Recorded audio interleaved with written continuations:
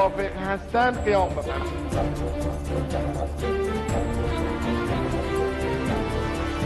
ایجاد یک تمدن نوین اسلامی، این بگیم هدف ملت ایران و هدف انقلاب اسلامی است.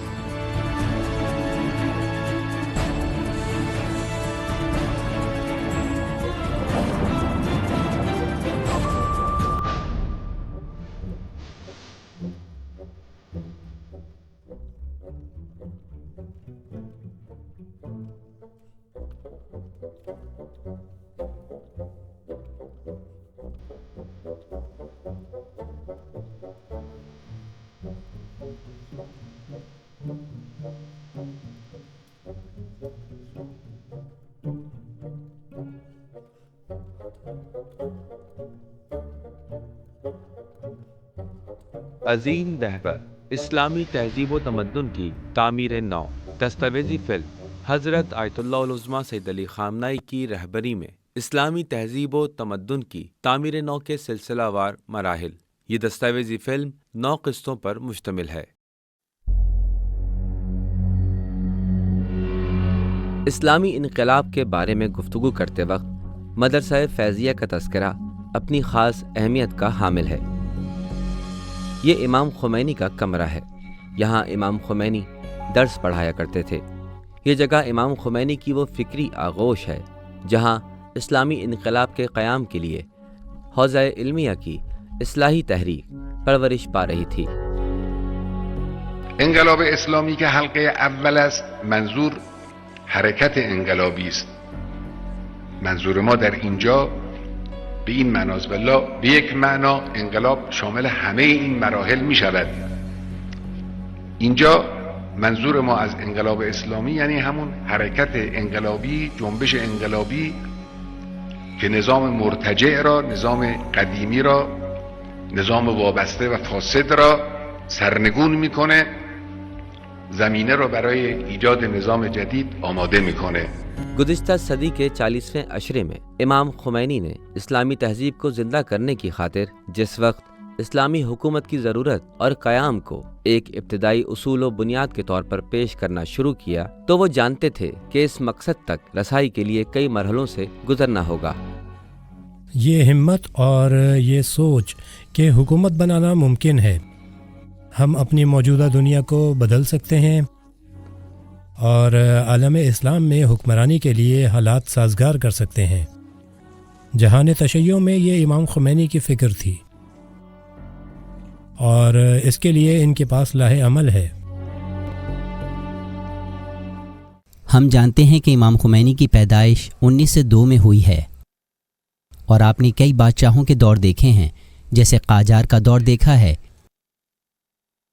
اسی طرح آپ نے آیت اللہ مدرس، آیت اللہ کاشانی اور ڈاکٹر مصدق کا زمانہ دیکھا۔ لہٰذا آپ اس نتیجے پر پہنچے کہ حالات میں تبدیلی اور مثبت نتائج حاصل کرنے کے لیے خالص اسلامی تحریک شروع کرنے کی اشد ضرورت ہے۔ امام خمینی کی قیادت میں چلنے والی تحریک نے اس بات کو اچھی طرح سمجھ لیا تھا کہ اسلامی تہذیب کی نشاط ثانیہ ظالمانہ بادشاہی نظام کے خلاف ایک انقلاب کے ذریعے ہی ممکن ہو سکے گی، لیکن گزشتہ صدی میں 60 کی دہائی کے تمام تجزیے اور مادی نظریات اس شاہی نظام کے خاتمے کو ناممکن قرار دے رہے تھے۔ امام حسین علیه السلام همه داشته‌های خود را به میدان آورد برای اعلای کلمه حق و برای نجات خلق. این برخی از خصوصیاتی است که انسان به طور کلی در ماجرای عاشورا میتوانه ببینه و نشان بده. گزشتہ صدی میں 60 کی دہائی کے دوران ایران نے امام خمینی کی قیادت میں اسلامی تہذیب کی نشاط ثانیہ کے لیے تحریک چلائی۔ اس انقلابی تحریک اور شاہی نظام کے درمیان زبردست قسم کا ٹکراؤ ہوا۔ اس دور میں دیکھا جا سکتا ہے کہ شہر قم اور تہران سمیت ایران کے مختلف شہروں میں شاہی نظام کے خلاف ایک انقلابی تحریک چلانے کے لیے عوام نے سڑکوں پر نکل کر اپنی حمایت کا بھرپور اظہار کیا۔ اقرار کنم، اعتراف کنم، اول کسی که این نقش رو فهمید امام بزرگوار ما بود، مثل خیلی چیزای دیگه که اول او فهمید در حالی که هیچ کدام از ماها نمیفهمیدیم. همچنان که نقش مردم رو امام فهمید، تأثیر حضور مردم رو امام درک کرد، اون وقتی که هیچ کس درک نمی کرد. امام نے اعلیٰ اہداف کو اپنایا، ان کے اسلامی اور انسانی مقاصد تھے۔ آپ نے انسانی تکریم اور وقار کو اولین ترجیح دی۔ اسی طرح استعمار اور استکبار کی پابندیوں سے چھٹکارا اور ظالموں کے چنگل سے لوگوں کو آزاد کرانا اہم ہدف تھا۔ حقیقت یہ ہے کہ جب ابھی امام خمینی کی عوامی شہرت نہ تھی، اس وقت سے ہی ان کا پیغام آزاد منش لوگوں کے دلوں کی دھڑکن بن گیا، بڑی پذیرائی ہوئی اور عوام نے بھرپور ساتھ دیا۔ میں تمام امریکیوں کی طرف سے بات کرتا ہوں کہ ریاستہائے متحدہ امریکہ میں خوش آمدید۔ امریکی صدر جان کینیڈی نے شاہ ایران محمد رضا پہلوی سے امریکی مصنوعات کی ایرانی بازار میں کھپت کے لیے تجارتی اصلاحات کا مطالبہ کیا، اور یوں شاہ ایران نے 1962 کے شروع میں کچھ ایسی تجارتی اصلاحات کا اعلان کیا کہ جسے وہ سفید انقلاب کے نام سے پکارتا تھا۔ امام خمینی ان منصوبوں کے سامنے کھڑے ہو گئے اور حقیقت میں اسلامی انقلاب کی تحریک شروع کی، اور پہلوی حکومت کی ان تجارتی اصلاحات کی کھلم کھلا ڈٹ کر مخالفت کی جو ایران اور یہاں کی مسلمان عوام کے خلاف منظور کی گئی تھیں۔ ایران میں سفید انقلاب کی سب سے پہلے جس نے مخالفت کی اور اس کی قلعی کھولی امام خمینی تھے، جبکہ دوسرے سارے لوگ اس مسئلے سے لا تعلق دکھائی دے رہے تھے۔ حوزہ علمیہ میں بھی ہر طرف خاموشی چھائی تھی۔ امام خمینی نے امریکی منصوبے اور شاہ کے سفید انقلاب کے خلاف ایرانی عید نوروز کے دن سے عام ہڑتال شروع کرنے کا اعلان کیا، جس کے جواب میں قم کے مدرسہ فیضیہ میں علماء و طلباء کے خلاف سخت اور پرتشدد تعذیبی کارروائی کرنے کا حکم دیا۔ 25 شہریور کو امام صادق علیہ السلام کے یوم شہادت پر حوزہ علمیہ اور قم کے حوزے کے سربراہ آیت اللہ العظمیٰ گل پائیگانی کی جانب سے مدرسہ فیضیہ میں شہادت امام صادق کی مناسبت سے ایک تقریب کا انعقاد کیا گیا۔ شاہ نے امام خمینی رحمۃ اللہ علیہ کے مقابلے میں اپنی طاقت اور حشمت کا مظاہرہ کرنے کی خاطر اس دن قم کی عوام، حوزہ یونیورسٹی کے ملازمین، طلباء اور علماء کو سبق سکھانے کا فیصلہ کیا۔ حملہ شروع ہوا اور طلباء کو مارا پیٹا گیا۔ میں نے طلباء کو دوسری منزل سے گراتے دیکھا۔ کچھ طلباء بھاگ گئے، ان میں سے کچھ کو گرفتار کر لیا گیا۔ انہیں شاہ زندہ باد کا نعرہ لگانے پر مجبور کیا گیا۔ بہت سے طلباء نے مجبوری میں مان لیا اور کچھ نے انکار کر دیا۔ جنہوں نے انکار کیا انہیں شمالی حصے کی طرف ایک کلاس روم میں بند کر دیا گیا۔ شاہ ایران نے مدرسہ فیضیہ میں حملہ کر کے دینی طالب علموں اور علماء کو خوفزدہ کرنے اور سزا دینے کی مذموم کوشش کی۔ امام خمینی نے اس واقعے پر افسوس کا اظہار کرتے ہوئے عوام کو پیغام دیا کہ اب خاموشی جائز نہیں ہے۔ امام خمینی کو محسوس ہوا کہ اسلام اور ملک خطرے سے دوچار ہے، اس لیے امام خمینی نے کہا اس وقت ظلم کے خلاف خاموشی اختیار کرنا اسلام کو شدید نقصان پہنچائے گی، اور کہا کہ جو ظلم اور جو کچھ ہونا ہے وہ ہو جائے، ہم ملک، عوام اور اسلام کا دفاع کرتے رہیں گے۔ سانحہ مدرسہ فیضیہ کے بعد سید علی خامنائی امام خمینی کے 3 اہم پیغام لے کر مشہد مقدس پہنچ گئے۔ پہلے 2 پیغام آیت اللہ ہادی میلانی کے نام تھے، جبکہ تیسرا پیغام مشہد کے علماء، خطبہ اور مذہبی انجمنوں کے نام تھا۔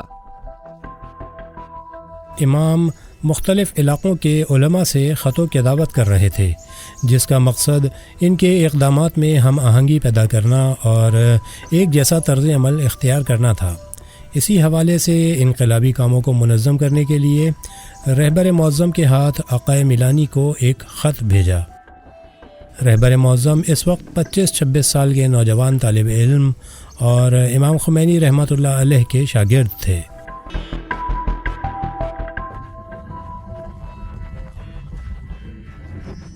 ظاہر ہے کہ اس وقت امام نے علماء اور خطیب حضرات کو تاکید کی تھی کہ وہ مدرسہ فیضیہ کے سانحے سے عوام کو آگاہ کریں کہ شاہ نے علماء اور دینی طالب علموں پر کیسے مظالم ڈھائے ہیں۔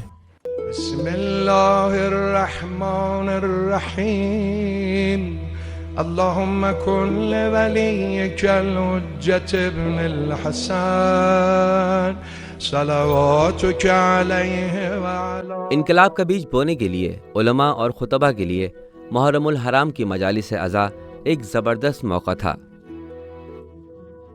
چونکہ محرم کا 7واں دن شیعوں کے لیے خاص دن ہے، اسے حضرت ابو الفضل سے منسوب کیا جاتا ہے۔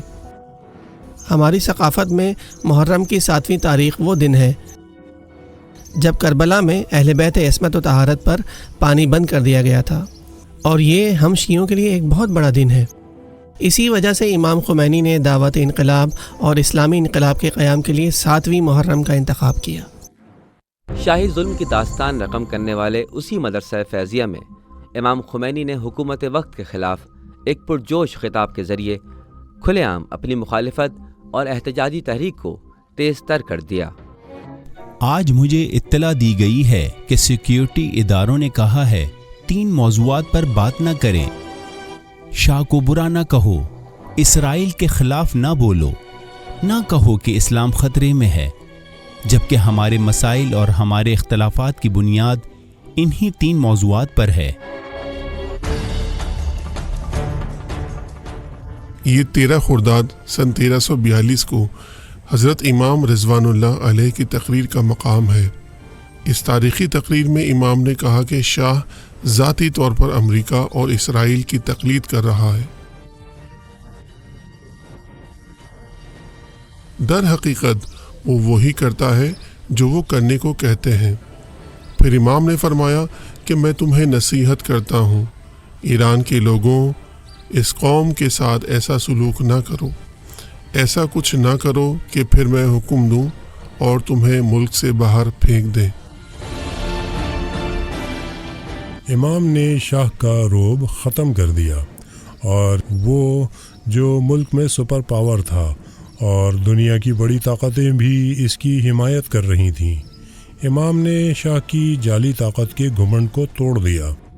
ان حالات میں کسی میں بھی جرت نہیں تھی کہ شاہ کو شاہ کہہ کر پکارے، اور عام طور پر اسے اعلیٰ حضرت کہا جاتا تھا۔ بہت احترام سے پکارتے تھے، لیکن امام نے اسے لفظ شاہ سے مخاطب کیا اور جناب شاہ کہا۔ اس دن امام نے شاہ کے رعب و خوف کے بت کو توڑ دیا۔ شاہ ایران کی حکومت نے امام خمینی کو شہر بدر کر کے اس کا جواب دیا، لیکن عوام بڑی تعداد میں سڑکوں پر نکل آئے۔ امام کی اس سخت تقریر کے بعد شاہ کی حکومت نے امام کی گرفتاری کا فیصلہ کیا۔ انہوں نے امام کو گرفتار کر لیا۔ 2 دن بعد 15 خرداد یعنی امام نے 13 خرداد سن 1342 کو تقریر کی۔ 15 خرداد کو بڑے پیمانے پر عوامی احتجاج ہوا، جو تاریخ میں 15 خرداد کے قیام سے مشہور ہے۔ در حقیقت مدرسہ فیضیہ میں امام کی اس سخت تقریر سے عوام میں جوش و ولولہ پیدا ہوا اور انقلاب برپا ہو گیا۔ شاہی نظام نے امام خمینی پر دباؤ بڑھانے کی کوششیں تیز کر دیں، لیکن امام خمینی کی مضبوط شخصیت اور غیر متزلزل ارادوں نے تمام تر دباؤ کو غیر مؤثر بنا دیا، اور ثابت ہو گیا کہ انقلابی تحریک اپنے قائد کی شخصیت سے ثابت قدمی اور مضبوطی لے رہی ہے۔ بزرگوار ما با شخصیت خداداده نسبت به زمان ما استثنایی توانست این راه رو ادامه بده، با نفس گرم او، با حکمت او، با اخلاص و دینداری او، با خدا باوری او این راه ادامه پیدا کرد. صدها بار کسانی که تو این راه بودن دچار تردید می شدن، دچار تزلزل می شدن، اما وقتی نفس گرم اون مرد خدایی به اونها می رسید دوباره همه چیز از نو شکوفا می شد. شاہی خفیہ ادارے ساواک نے امام خمینی کی گرفتاری کے ساتھ ساتھ سید علی خامنائی کو بھی گرفتار کر لیا، کیونکہ سید علی خامنائی کی کوششوں کے سبب شاہی نظام کے خلاف تہران کے بعد مشہد دوسرا بڑا شہر تھا جہاں سب سے زیادہ عوامی احتجاج دیکھنے کو مل رہے تھے۔ اب میں آپ کی توجہ رہبر معظم انقلاب اسلامی حضرت آیت اللہ العظمیٰ خامنائی کے عقوبت خانے کی طرف مبذول کرانا چاہتا ہوں، جو اس کال کوٹڑی میں 8 ماہ تک قید رہے تھے۔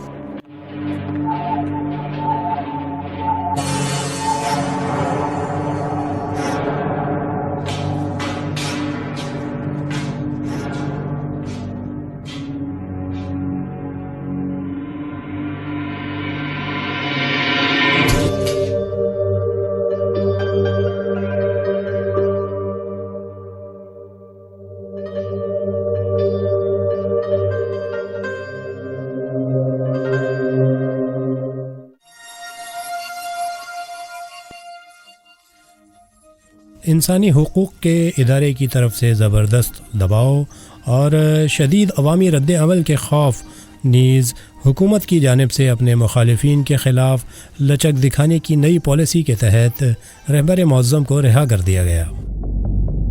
ساواک انٹیلیجنس نے دوسری بار سید علی خامنائی کو گرفتار کر کے تہران منتقل کر دیا، جہاں آپ 2 مہینے قید میں رہے۔ ان 2 مہینوں میں بدترین تشدد اور توہین آمیز رویہ آپ کو سہنا پڑا۔ آپ جو ٹارچر دیکھ رہے ہیں اسے گرم پنجرہ کہتے ہیں۔ یہ پنجرہ جانوروں کے لیے ہے، انسانوں کے لیے نہیں۔ اس کے ذریعے وہ پہلے قیدی میں اپنے تئیں ایک عزت کے احساس کو ختم کرتے اور اس کی تذلیل کرتے تھے۔ پھر وہ پنجرے کے نیچے بجلی کا چولہا جلاتے، قیدی کا جسم جلس جاتا۔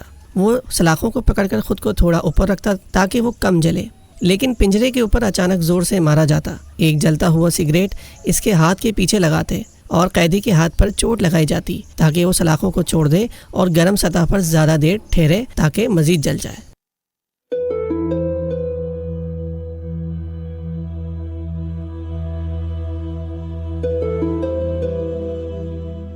قید سے رہائی کے فوراً بعد سید علی خامنائی سیدھے امام خمینی کے گھر گئے، جہاں خفیہ اداروں کا محاصرہ اور سخت پہرا تھا۔ اس وقت امام خمینی نے کچھ علماء اور مجاہدین پر مشتمل ایک ایسی خفیہ تنظیم کی بنیاد رکھی تھی کہ جس کا مقصد شاہی حکومت کے خلاف حوزہ علمیہ قم کو منظم کرنا اور انقلابی سرگرمیاں انجام دینا تھا۔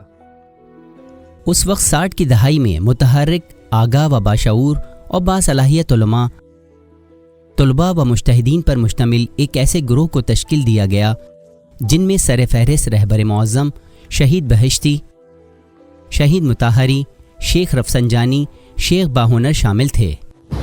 ایک طرف سوشلسٹ، لبرل، بائیں بازو کی پارٹیوں نے شاہ ایران کے سفید انقلاب کی حمایت کا اعلان کر دیا تھا، اور دوسری طرف علماء دین شہنشاہی نظام کے خلاف انقلابی تحریک کی قیادت کر رہے تھے۔ دستگاه پهلوی در دوران نهضت اسلامی در واقع تمام توجهش به حرکت اسلامی بود، با او معارضه میکرد، با چپها و مارکسیستها و اینها مدارا میکردن. خب اینا هم به اون مدارا جواب دادن. خیلی هاشون رفتن تو دفتر فرع پهلوی عضو شدن، خیلیشون رفتن توی صدا و سیما در تلویزیون رادیو عضو شدن۔ اسلامی انقلاب کے قیام نے یہ کھلے معنوں میں واضح کر دیا کہ نفاذ اسلام ہی اس انقلاب کی اصل منزل ہے، جو اس بات کی تاکید کرتا ہے کہ اسلام حکومت کر سکتا ہے۔ اسلام ترقی پسند مذہب ہے اور عوام اس کی اطاعت کرتے ہیں اور وہ ترقی کی منازل طے کرنا چاہتے ہیں۔ اس انقلاب کے پیچھے عوام کھڑی ہے جو سامراج اور استعمار مخالف ہیں۔ اسلامی انقلاب عوام کا حامی ہے، ترقی پسند ہے، رجت پسند نہیں۔ علماء پر لگائے جانے والے رجت پسندی، غریبی، سیاسی ناپختگی اور انتظامی معاشرتی معاملات میں کوئی سوچ نہ ہونے کے تمام الزامات کو عوام نے غلط ثابت کر دیا، کیونکہ عالمی سامراج کے خلاف اسلام اور علماء دین پہلی صف میں کھڑے تھے۔ سن 1964 میں امریکی حکومت کے مطالبے پر شاہ کے ساتھ ایک ایسے معاہدے پر دستخط کیے گئے کہ جس کی رو سے امریکیوں کو ایران میں عدالتی استثناء حاصل ہوگا، لیکن امام خمینی نے اس معاہدے کو نامنظور کرتے ہوئے اس کی بھرپور مخالفت کر دی۔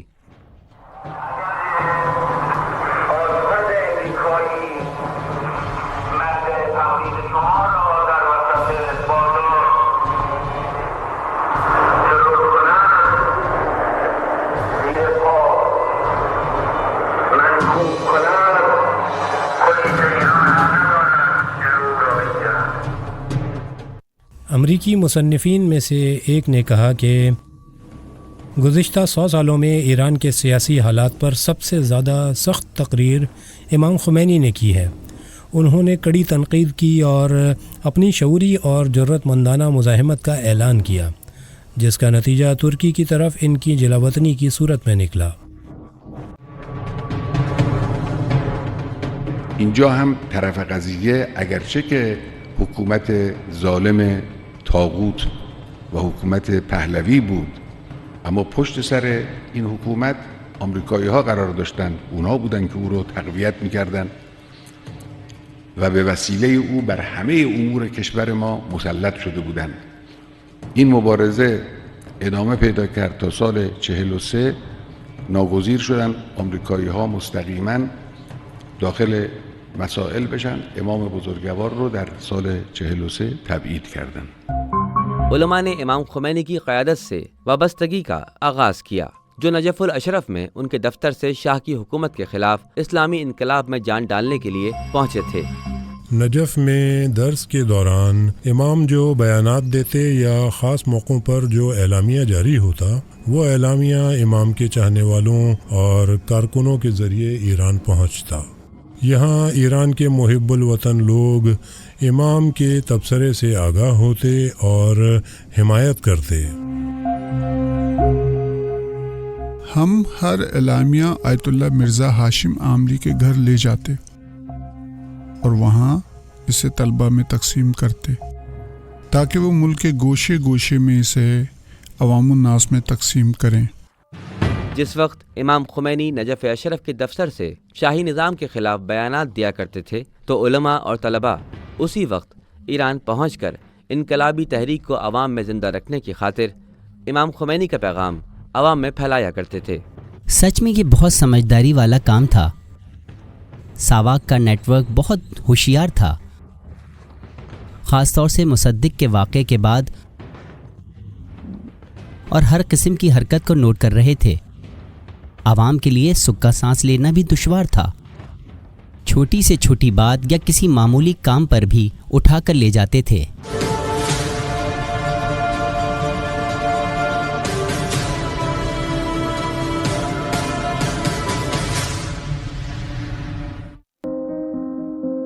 سن 1964 میں سید علی خامنائی کو اس وقت قم سے مشہد مقدس واپس لوٹنا پڑا کہ جس وقت ان کے والد گرامی بصارت کھو چکے تھے۔ مشہد مقدس میں آپ نے اپنے والد کا خیال رکھنے کے ساتھ ساتھ تدریس، بحث و مباحثہ اور انقلابی تحریکی سرگرمیوں کو جاری و ساری رکھا۔ بنده از دوران مبارزات خودم درگیر مبارزات بودم، درس مکاسب و کفایه میدادم در مشهد، شاگردای ما خیلیشون درگیر مبارزات بودن، از بس گرم کارهای مبارزاتی می شدن به نظرشون می آمد که این حرفای مکاسب و استدلالای کفایه فایدهش چیه. مکرر بنده به اونها می گفتم آقا جان بیمایه فطیره، باید مایه پیدا کنید. اگر مایه پیدا کردید اون وقت می توانید در منصبی و جایگاهی مثل جایگاه امام بزرگ عالی مقام این حرکت عظیم رو انجام بدید. رہبر معظم کے دیکھنے سوچنے کا انداز، ان کا طریقہ تعلیم، بات چیت اور مسائل سے نمٹنے کا طرز ایسا تھا کہ انہوں نے لوگوں میں ایک نئی ذہنیت پیدا کی تاکہ وہ وسیع دنیا میں اپنی نئی ذہنیت کے ساتھ آگے بڑھیں، نئے افق پر سوچیں اور قدیم روایات کو جدید بنائیں۔ مشہد مقدس میں سید علی خامنہئی نے 2 درسوں پر خاص توجہ دینا شروع کی، جن میں سے ایک دینی طالب علموں سے مخصوص تھا، جبکہ دوسرا جوانوں اور یونیورسٹیوں کے طلبہ کے لیے مخصوص تھا۔ یہ دروس دراصل انقلاب سے آشنائی اور انقلابی تحریک کے ساتھ تعلق کو بنائے رکھنے میں اہم کردار ادا کر رہے تھے۔ ان کے ذریعے وہ عوام اور انقلابی لوگوں سے رابطے میں رہتے تھے۔ دانشجوها در اونجا شرکت کنن یا ما احیانا در جلسه از جلسات دانشجویی در دانشگاه شرکت کنیم. در اون اوقات بنده در مشهد جلسه داشتم بعد از نماز مغرب شاه، بین دو نماز یعنی نماز مغرب شاه می ایستادم پای تخته، فقط یه 20 دقیقه‌ای مثلا نیم ساعتی صحبت می‌کردم.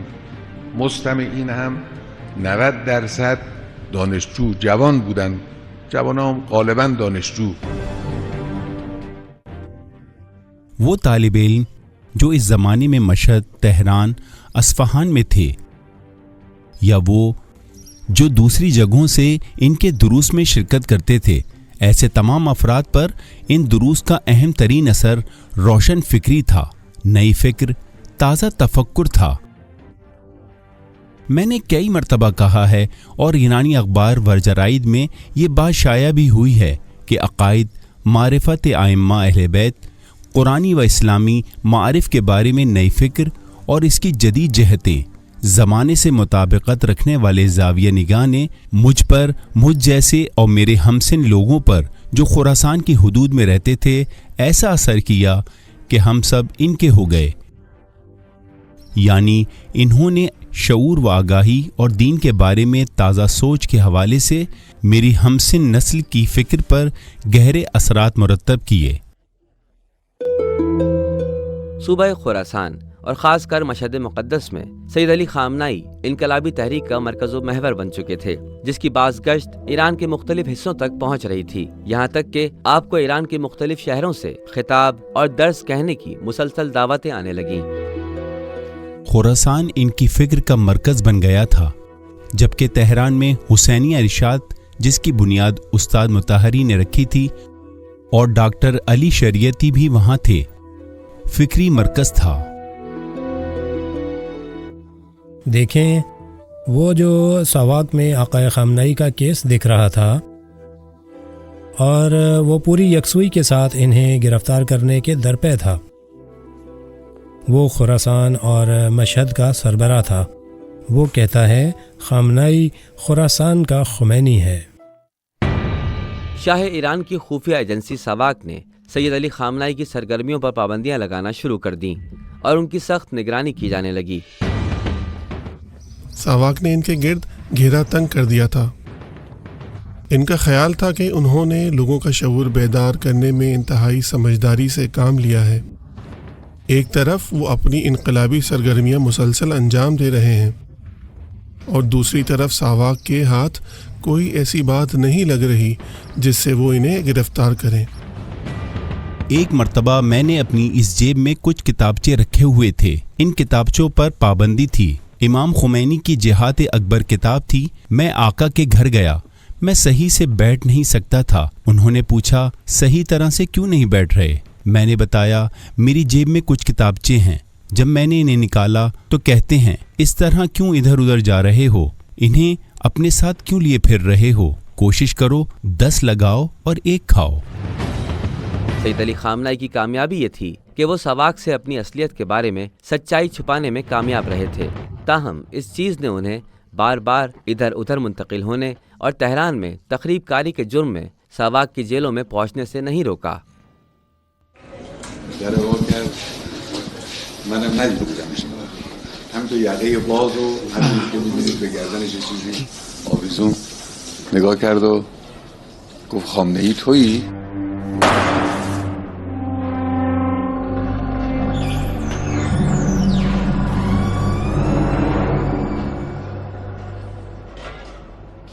گفتم بله. گفت ها خامنه‌ای که میگن تویی ها؟ منو میشناسی؟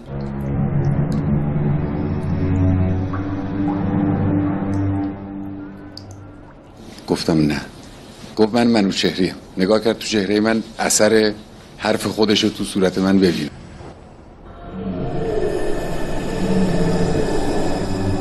خب من فوراً فهمیدم، شناختم که کیه، ازش خیلی چیزا شنیده بودم، به رو نیاوردم که میشناسمش. بعد گفتش که من تو رو خوب میشناسم، تو همون کسی هستی که مثل ماهی لیز میخوری از دست بازجو خارج میشی و کارای تو دونه دونش هیچی نیست، اما مجموعش خدا میدونه چیه. ایک جانب علماء کرام انقلابی تحریک کو بڑھا رہے تھے تو دوسری جانب خطے میں شاہ ایران کی پوزیشن دن بدن مضبوط ہوتی دکھائی دے رہی تھی. امریکی اور اسرائیلی بے دریغ حمایت اور بے حساب مدد نے شاہ ایران کے ذہن میں اس خیال کو تقویت دی کہ اس کی حکومت ناقابل شکست بن چکی ہے. بعد از سال 43 که حکومت مطلقه محمد رضای پهلوی در کشور هزاران فاجعه آفرید به پشتیبانی آمریکایی ها هم هر چه توانستند به غارت و چپاول و توسعه طلبی و تجاوز در ایران ادامه دادن. گزشتہ صدی میں 60 کی دہائی کے دوران امریکہ کو ویتنام میں ہونے والی شکست نے یہ سمجھا دیا تھا کہ اسے اب کسی اور ملک میں عسکری مہم جوئی نہیں کرنی چاہیے. اس وقت کے صدر رچرڈ نکسن نے خارجہ پالیسی کے بارے میں کچھ ایسے نظریات پیش کر دیے کہ جسے نیکسن ڈاکٹرائن کہا جاتا ہے، جس کے تحت خطے میں امریکی مفادات کی حفاظت اس کے علاقائی نمائندوں اور پراکسیز کے ذریعے کی جانی تھی. اسی وجہ سے اس کی کوشش تھی کہ شاہ کی حکومت سے ایک تھانے دار کا کام لے. اس عنوان کو امریکی حکام نے بیانات میں واضح طور پر دیکھا جا سکتا ہے. خطے میں اپنے ایک تھانے دار کے طور پر اس سے کام لے رہے تھے. امریکہ شاہی حکومت کو وافر مقدار میں اسلحہ دیتا تھا. البتہ امریکیوں کی اپنی زیر نگرانی، جیسا کہ میں نے بتایا، 40,000 امریکی فوجی یہاں نگران تھے. امریکہ نے ایران کے اہم ترین صنعتی اور اقتصادی وسائل پر تسلط جما لیا تھا اور ان شعبوں میں تمام چھوٹی بڑی پوسٹوں پر امریکی شہری ملازمت کرتے تھے. آمریکایی ها چند 10,000 مأمور در ایران داشتن. حالا رقم دقیقش مهم نیست، 50,000 60,000 بیشتر. اینها مأمورین سیاسی بودند، امنیتی بودند، نظامی بودند در داخل ایران، در داخل مجموعه مدیریت ایران، چه در ارتش، چه در سازمان‌های اطلاعاتی، چه در بخش‌های گوناگون دیگر، برنامه ریزی و غیره نشسته بودند. پول خودشون را، مزد خودشون را به اضعاف مضاعف از دولت ایران می‌گرفتند، برای آمریکا کار می‌کردند. امریکی کہتے تھے کہ ایران میں ان کا کنٹرول شاہ ایران کی جابرانہ اور ظالمانہ پالیسی کے سبب مستحکم اور دائمی ہے. اسی سیاسی ماحول کے دوران 1971 میں اس وقت کے امریکی صدر جمی کارٹر نے شاہ ایران کی حمایت کا اظہار کرنے اور اس کی حکومت کو مضبوط بنانے کی خاطر ایران کا دورہ کیا.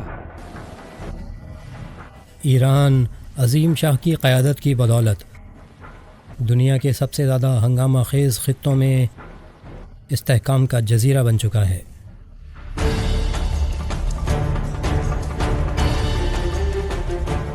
جمی کارٹر نے جس پرامن جزیرے کی بات کی تھی، اس کے دورے کے بعد صرف چند ہی دن کے اندر وہ جزیرہ ابلنے لگا تھا اور ایران بھر میں شدید احتجاج شروع ہو گیا، کیونکہ اسی دوران ایک روزنامہ اخبار اطلاعات امام خمینی کی توہین کا مرتکب ہوا تھا. اس کا خیال تھا کہ اگر وہ امام خمینی کی توہین کرے گا تو ان کا وقار مجروح ہوگا، لیکن یہ کام خدا کی طرف سے ایک انقلابی فرصت میں بدل گیا. که عمق توطئه دشمن را در اهانت به امام بزرگوار درک کردند، فهمیدند مسئله چیست. صرفاً این نیست که خواستند به امام بزرگوار اهانتی بکنند. عمق توطئه رو درک کردند. در این شهر قم اولین تظاهرات مردمی گسترده علیه اون حرکت خائنانه به وجود آمد. ایران کے مختلف شہروں میں لاکھوں افراد سڑکوں پر نکل آئے اور سید علی خامنائی کی تشکیل کردہ انقلابی مجاہد علماء کونسل نے ان مظاہروں کو منظم کرنے میں مرکزی کردار ادا کیا۔ ہمارا انقلاب بہت ہی خاص انقلاب ہے، کسی بھی طرح سے کسی دوسرے انقلاب سے قابل موازنہ نہیں ہے۔ ہمارا انقلاب روزگار، گھر اور آزادی کے نعروں پر نہیں تھا، یہ ایک الہی انقلاب تھا، ایسا انقلاب تھا جسے امام خمینی نے خدا کے بھروسے پر برپا کیا۔ وہ خدا کی قوت کا نشان بن گئے، انہوں نے الہی ارادے کو زمین پر نافذ کیا۔ ایران میں لاکھوں افراد کے مظاہروں نے شاہ ایران کو خوفزدہ کر دیا۔ شاہ نے صدام حسین عراقی صدر پر امام خمینی کو عراق سے نکالنے کے لیے شدید دباؤ ڈالا تاکہ امام خمینی کی عراق سے ایران کے اندر انقلابی فعالیت کا خاتمہ کیا جا سکے۔ شاہ کے کہنے پر امام خمینی کو صدام نے عراق چھوڑنے کا کہا، لیکن امام خمینی کہاں جائیں گے اس کا کوئی علم نہ تھا۔ کوشش کی گئی کہ کویت چلے جائیں، لیکن اجازت نہیں دی گئی۔ اس وقت بہت سے آپشنز پر بات ہو رہی تھی، جن میں سے ایک لبنان جانے کی تجویز بھی تھی۔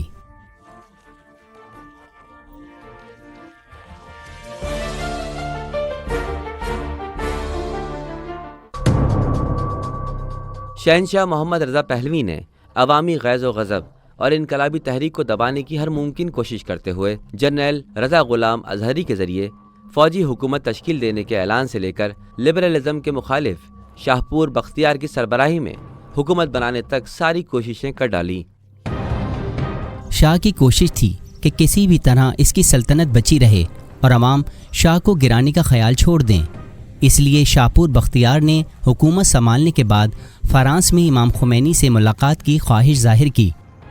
امام خمینی نے کہا، ملاقات کرنی ہے تو پہلے استعفیٰ دے کر آؤ۔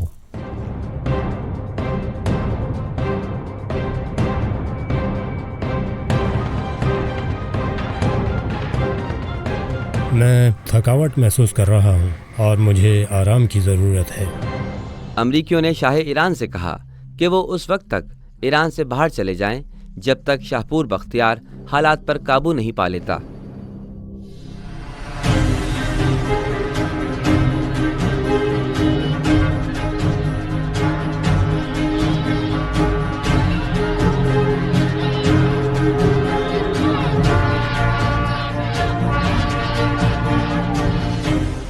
نظامی ها هیچ خوفی نداریم، اونهایی که به ملت ایران خیانت میکنند باید لیکن امام خمینی نے سب کو حیرت زدہ کر دیا کہ وہ فرانس سے واپس ایران لوٹنے کا ارادہ رکھتے ہیں۔ بہت سی دھمکیاں دی گئیں، امریکہ فرانس کی جانب سے دھمکی آئی۔ ایران سے امام خمینی کو پیغام دیا گیا کہ آپ کچھ عرصہ انتظار کر لیں تو مناسب ہوگا، لیکن امام خمینی نے انکار کر دیا، اور کہا جاتا ہے کہ امام خمینی کہنے لگے کہ تمام دشمن اس بات پر متفق ہیں کہ میں ایران نہ جاؤں، لہٰذا میرے جانے کا فیصلہ بالکل درست ہے۔ دشمنوں کی صفوں میں زلزلہ برپا ہو گیا، سارے سر جوڑ کر بیٹھ گئے، کیونکہ امام کی آمد سے انقلاب کی کامیابی حتمی تھی۔ جب وہ آئیں اور اگر ان کے پاس کچھ منصوبے ہیں اور انہیں پیش کریں تو بصد احترام ہم سنیں گے، لیکن اگر چاہیں کہ وزیر اعظم بنے یا اس قسم کی کوئی چیز تو میں اپنی جگہ بہت پرسکون ہوں، ہمیں کوئی مشکل نہیں ہے۔ مجھے وزیر اعظم شاہپور بختیار سے ملاقات کے لیے مدعو کیا گیا ہے۔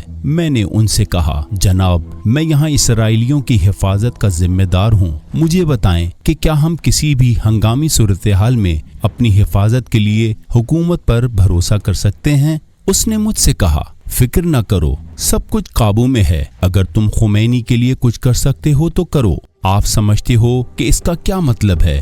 وہ ایک قتل کو انجام دینے کو کہہ رہا تھا۔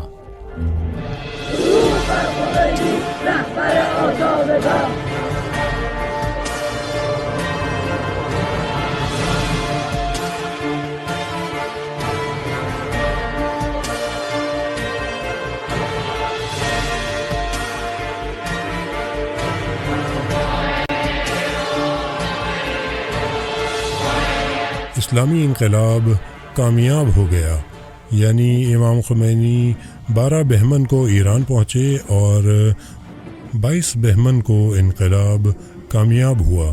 ان 10 دنوں کو دہائے فجر کہا گیا۔ یہ دہائے فجر انقلاب کی علامت ہے جو آج تک منایا جاتا ہے۔ اس وقت فرانسیوی فلسفی میشل فوکی ایک صحافی کے عنوان سے امام خمینی کے ساتھ موجود تھا۔ فوکو نے فرانس کی صحافت میں یہ دھماکہ خیز خبر بریک کر دی کہ ایران کا انقلاب روحانی سیاست کے ساتھ طلوع ہو رہا ہے۔ جامعه بدون آرمان، بدون مکتب، بدون ایمان ممکنه به ثروت برسد، به قدرت برسد، اما اون وقتی هم که به ثروت و قدرت برسه تازه میشه یک حیوان قدرتمند، یک حیوان سیر و قدرتمند، و انسان گرسنه از حیوان سیر ارزشش بیشتره. اسلام این رو نمیخواد. اسلام طرفدار انسانی است که هم برخوردار باشد، هم قدرتمند باشد و هم شاکر و بنده خدا باشد. جبهه عبودیت بر خاک بسایه. انسان بودن، قدرتمند بودن و بنده خدا و عبد خدا بودن، این اون چیزی است که اسلام میخواد. اسلامی انقلاب کامیاب ہو گیا۔ ادھر واشنگٹن اور اس کے یورپی متحدین سوچ رہے تھے کہ یہ جلد یا بدیر اس انقلاب کو رام کرنے میں کامیاب ہو جائیں گے،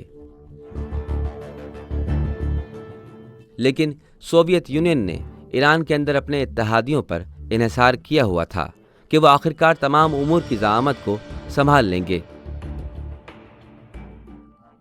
ایران کے اندر بھی ایسے لوگ موجود تھے جن کا یہ خیال تھا کہ انقلاب کا مشرقی یا مغربی دونوں محاذوں کی طرف جھکاؤ نہ کرنا جلد ہی اسے ناکام بنا دے گا،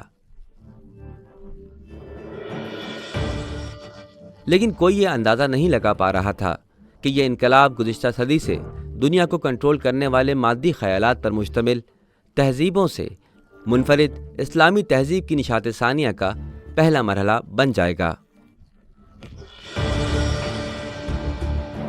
پہلی بات یہ ہے کہ ایران کے اسلامی انقلاب میں، جو کہ حقیقت میں یہ انقلاب ایران سے شروع ہوا، شیعوں نے اس کا آغاز کیا، لیکن ہم نے کبھی بھی اس انقلاب کو نہ ایرانی اور نہ شیعی انقلاب تصور کیا، بلکہ اسے ہم ایک اسلامی، انسانی اور عالمی انقلاب سمجھتے ہیں۔ یہ انصاف کے حصول کی ایک تحریک ہے اور اپنے جوہر میں یہ عقلانیت، اخلاقیات اور انصاف پر مشتمل ہے۔ ان میں سے ایک کا ہونا ممکن نہیں، کیونکہ دوسرے دو کے بغیر ایک بھی حاصل نہیں ہو سکتا۔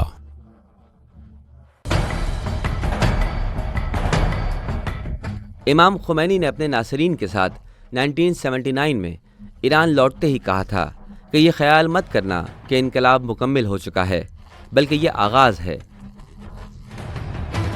اس وقت ہی بہت سے افراد سمجھ چکے تھے کہ رہبر کبیر امام خمینی نے اسلامی انقلاب کی کامیابی کے بعد آئندہ مرحلوں کے لیے بھی ذہنوں کو مرتب و منظم کر دیا ہے۔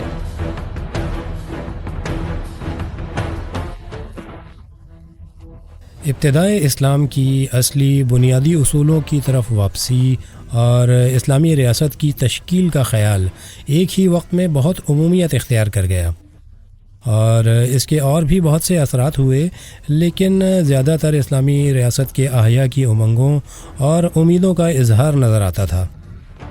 جہاں تک امام کا تعلق ہے تو انہوں نے یہ سیاسی نظریہ پیش کیا اور انہوں نے مطلوبہ حکومتی سیاسی ڈھانچہ پیش کیا۔ حلقه بعد نظام اسلامی است. منظور من در اینجا از نظام اسلامی یعنی اون هویت کلی که تعریف مشخصی دارد که کشور، ملت و صاحبان انقلاب که مردم هستند اون رو انتخاب میکنن. در مورد ما، مردم ما انتخاب کردن جمهوری اسلامی، که جمهوری اسلامی یعنی نظامی که در آن مردم سالاری از اسلام گرفته شده است، با ارزش‌های اسلامی همراهه. این حلقه دوم.